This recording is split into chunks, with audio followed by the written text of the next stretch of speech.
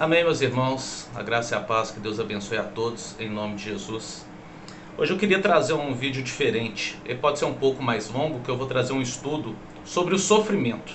Eu estou em casa, a família está toda presente aí, minha esposa, minha filha, minha cachorra, o vizinho também está, então pode haver algum barulho aí, mas que não vai interferir no nosso estudo, amém?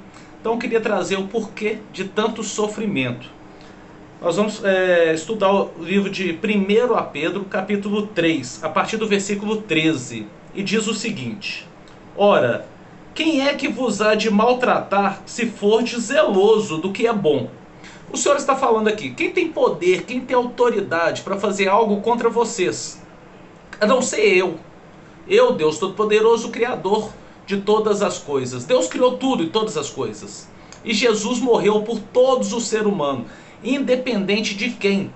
Ele morreu para salvar a todos, desde os maiores pecadores, do que fazem as maiores atrocidades, até pessoas simples comum do dia a dia. A morte foi a mesma, o sangue derramado foi por todos.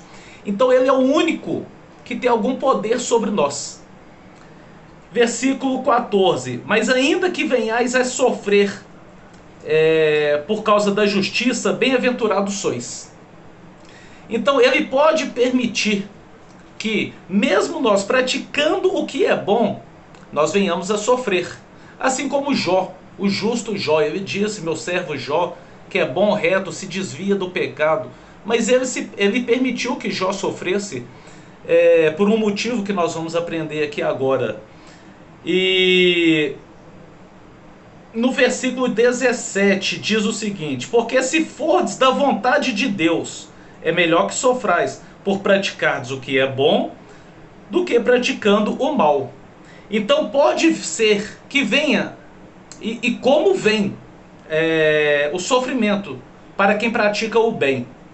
Deus ele não faz distinção do homem, seja crente, seja não crente, seja servo, não servo, seja ímpio ou justo. Deus trata com todos, para que venhamos a alcançar a salvação. Porque Jesus morreu por todos. Pela graça somos salvos. Agora nós temos que sermos alcançados pela graça, né? Abandonando os pecados, confessando Jesus como o único e possível Salvador, se arrependendo dos nossos pecados, assim a graça nos alcança, né? E assim somos salvos. Mas ele pode permitir esse sofrimento para justo e para ímpio. Mas ele diz aqui, é melhor sofrer praticando o que é bom do que praticando o mal. Muitas pregações trazem somente o Deus amor, mas Deus também é justiça.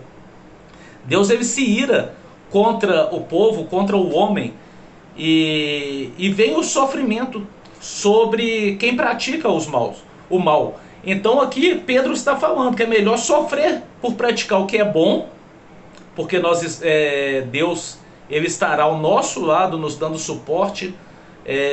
Porque Davi disse, né, o Senhor é minha rocha, minha fortaleza, socorro bem presente.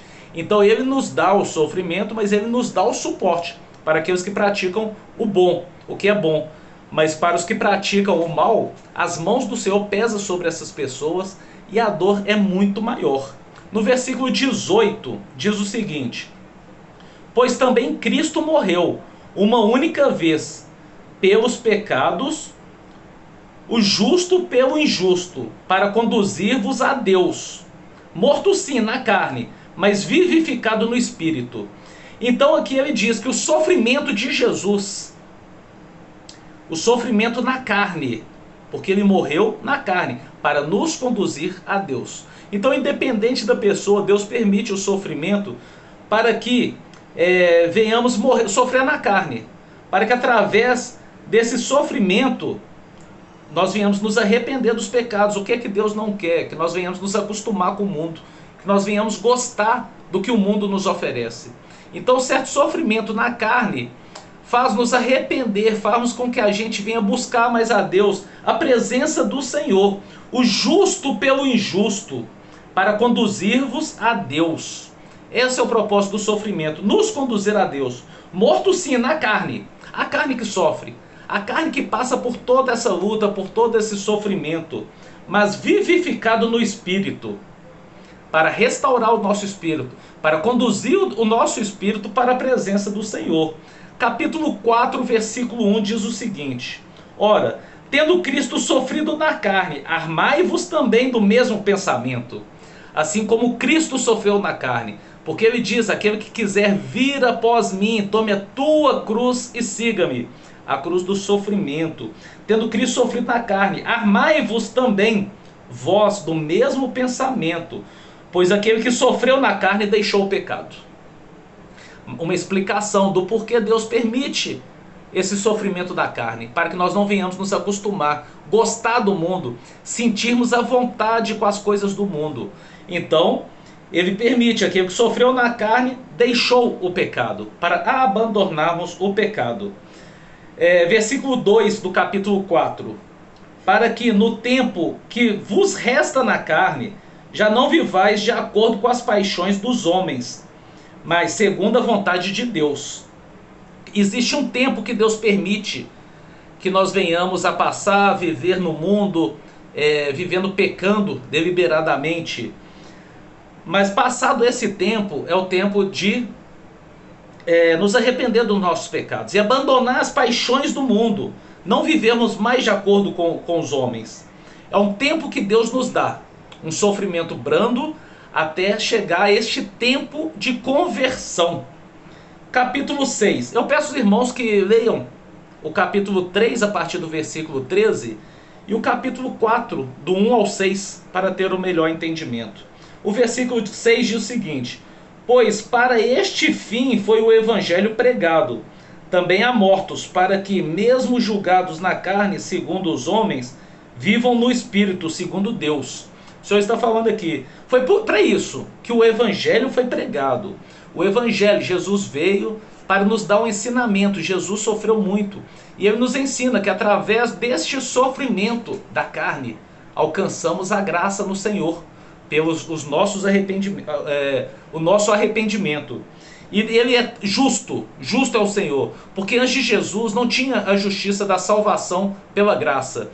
Então os que morreram anteriormente, ele diz aqui que este evangelho foi pregado aos mortos, aqueles que morreram antes da época de Noé, quando Noé entrou na sua arca e todos ali os ímpios morreram ali afogados pelo dilúvio. A palavra nos ensina que Jesus pregou para esses espíritos que estavam ali escravizados, porque ainda não existia também os mandamentos, né? O Espírito ainda não operava através dos profetas.